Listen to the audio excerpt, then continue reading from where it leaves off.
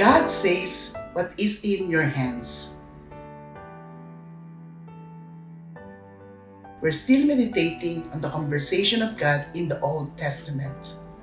And today, we'll listen to God and Moses' discussion in Exodus 4.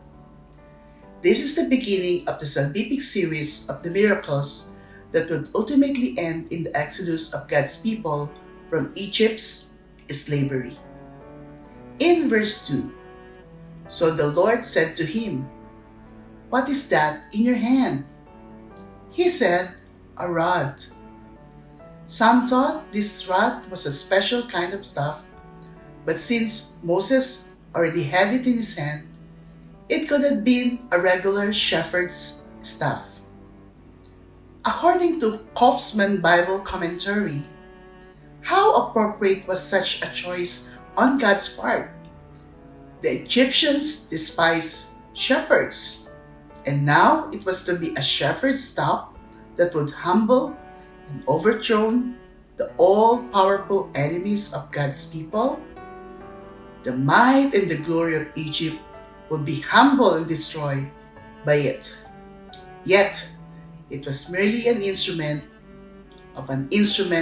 Moses, of God.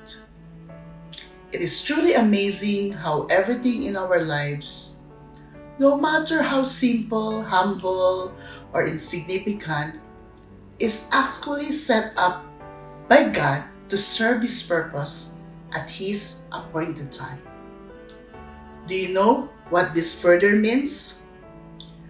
This reflects a precious principle regarding how God chooses people. God used what Moses had in his hand. Moses' years of tending sheep were not useless. Those years had put into Moses' hand things he could use for God's glory. God didn't use the scepter that was in Moses' royal hand when he lived in Egypt, but he did use the simple shepherd's staff, according to Enduring Word Commentary. Friend, if you sense in your spirit today that God is calling you to be an instrument of praise in His hand, trust that He has already prepared you for the task. Remember that the instrument is only as good as the person wielding it. You're only as useful as God uses you for His glory.